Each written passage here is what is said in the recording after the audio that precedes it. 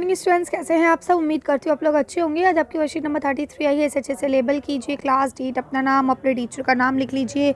आज हम लोग पढ़ने वाले हैं ईश्वर से अनुराग। यहाँ लिखा है दक्षिण भारत में भक्ति का एक नया प्रकार, नयानार और अलवार। ठीक है, ये दो लोग थे। अब देखते हैं क्या है इसमें। यहाँ लिखा है 7वीं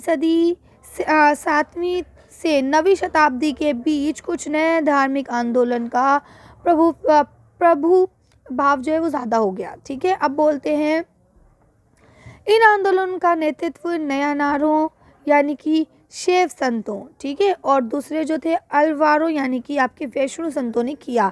यानी नयानार वाले जो लोग थे वो शिव जी को मानते थे और जो अलवार वाले लोग हुआ करते थे वो विष्णु जी को मानते थे।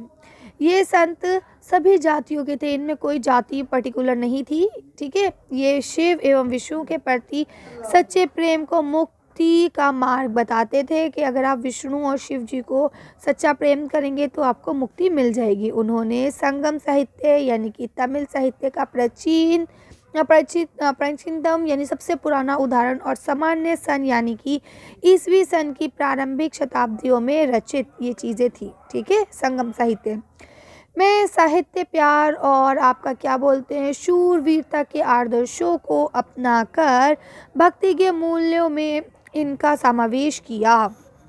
बहुत सिंपल सी बात है। मतलब इन्होंने क्या बताया कि भाई अगर आप लोग अच्छे अच्छे काम करेंगे, शूरवीरता, प्यार, ये सारी चीज़ें आप लोग के अंदर होनी चाहिए। नयानार और अलवार क्या थे, आपके घुमक्कड़ साधु संत थे। घुमक्कड़ यानी कभी एक जगह टिककर नहीं रहते थे, कोई मंदिर कोई धर्मशाला नहीं थी, ये पूरे में टहलते रहते थे और अपने मज़हब का अपने धर्म का प्रचार करते रहते थे, है ना। अपने मज़हब की खूबियाँ बताते थे कि तुम लोग मेरे मज़हब में आओ। वे जिस किसी स्थान या गांव या स्थान पर जाते थे वहाँ के स्थानीय देवी देवताओं की प्रशंसा में सुंदर कविताएं रचकर उन्हें संगीतबद्ध भी करते थे। यानी वहाँ के जो लोग, अब देखिए पता है क्या था, हर जगह के अपने अलग देवी देवता हुआ करते थे। ठीक है, तो उन देवी देवताओं के लिए भी बहुत अच्छी अच्छी कविताएं रचते थे और उसको गा के सुनाते थे, है ना, लय में गाते थे। भक्ति साहित्य के उत्तर से दक्षिण आने के संदर्भ में एक प्रसिद्ध कहावत कही जाती है। यानी कि ये दक्षिण में शुरू हुआ था। ठीक है, साहित्य के उत्तर से दक्षिण आने के, अब क्या बोलते हैं, भक्ति द्रामडी उपजी लाए रामानंदन बोलते हैं, अर्थात भक्ति का उदय दक्षिण भारत में हुआ और उसे रामानंदन उत्तर भारत लेकर आए। है सिंपल बात। तो अब याद रखिएगा, क्वेश्चन पूछा जा सकता है कि भक्ति का उदय कहाँ हुआ, और या ये पूछा जा सकता है कि उत्तर में जो ये आपका भक्ति नंदन है वो किधर से आया, उत्तर भारत में। ठीक है, अब ये नयानार और अलवार के बारे में कुछ बातें बताई गई हैं, जैसे इनकी संख्या 63 थी जबकि इनकी 12 थी। ये शिव भगवान और उनके अवतारों के भक्त थे, ये विष्णु भगवान और उनके अवतारों के भक्त थे, है ना। इसमें आपके कुमार, अक्षय, कामगार, किसान, शिकारी, सैनिक, ब्राह्मण और ये मुखिया जैसी अनेक जातियां पैदा थीं, जबकि इसमें विभिन्न प्रकार की पृष्ठभूमि से आए हुए लोग शामिल थे। ठीक है, इसमें क्या बोलते हैं, इसमें बोलते हैं सर्वाधिक प्रसिद्ध नयानार थे अपार, संदबर, सुदरार और आपके मणिक्रव सागर। अब यहाँ बोलते हैं इसके कौन से थे, इसमें आपको बताते हैं पेरिल अलवार, उनकी पुत्री अंडला, ठीक है, अंडाल, और उसके बाद यहाँ पे आपका तोड़, डिप्पो, अलवार, ये सारे इनके नाम थे, बहरहाल जो भी हैं।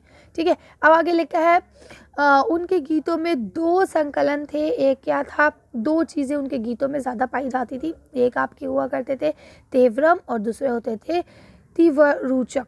ठीक है, और इनके गीत जो है दिव्य प्रथम में संकलित हुआ करते थे। यहाँ तक क्लियर है, आगे चलते हैं। अब यहाँ लिखा है धार्मिक जीवन, संत जीवनी लेखन, संतों की जीवनियाँ लिखना। अब यहाँ बोलते हैं 10वीं से 12वीं सदी के बीच चोल और पांड्यन राजाओं ने उन अनेक धार्मिक स्थलों पर विशाल मंदिर बनवा दिए जहाँ की संत कविताओं ने यात्रा की थी। ठीक है, यानी जहाँ यात्रा करते जा रहे थे वहाँ पे ये लोग मंदिर बना जा रहे थे। इस प्रकार भक्ति परंपरा और मंदिर पूजा के बीच गहरा संबंध स्थापित हो गया। यही वह समय था जब उनकी कविताओं का संकलन तैयार किया गया। इसके अलावा अलवारों और न्यारे संतों की धार्मिक जीवनियाँ भी रची गई। आज हम भक्ति परंपरा के इतिहास लिखने में इन जीवनियों के स्रोत के रूप में उपयोग करते हैं, इन जीवनियों का ही इस्तेमाल करके हम ये सारी चीज़ें लिख पाए हैं। अभी आपको गतिविधि एक दी गई है, ये काम आप लोग खुद से ही करेंगे क्योंकि मेरे पास अभी बुक अवेलेबल नहीं है। बोलते हैं पाठ्य पुस्तक हमारे अतीत भाग 2 जो है उसमें आपको मणिकर सागर की रचना का अध्ययन करें, ठीक है, उसमें आपको दिया गया है और बताइए कि वहाँ पे इसमें कवि ने भगवान के साथ अपने संबंध को कैसा वर्णन किया। अच्छा ही वर्णन किया होगा ना। अब ये चीज़ आपको करने वाली है सही और गलत। पहले बोलते हैं भक्ति का उद्देश्य दक्षिण भारत में, बिल्कुल ठीक है। नयानार की संख्या 12 थी, नहीं, ये अलवार वालों की थी। अलवार विष्णु भगवान को मांगते थे, बिल्कुल ठीक बात है, ठीक है। तो इसे आप लोग कर लेंगे। चलिए तो अच्छी वर्कशीट को हम यही खत्म करते हैं। अच्छी वीडियो में बस इतना ही। अगर आपको हमारी वीडियो पसंद आई हो तो प्लीज़ इसे लाइक और शेयर करें।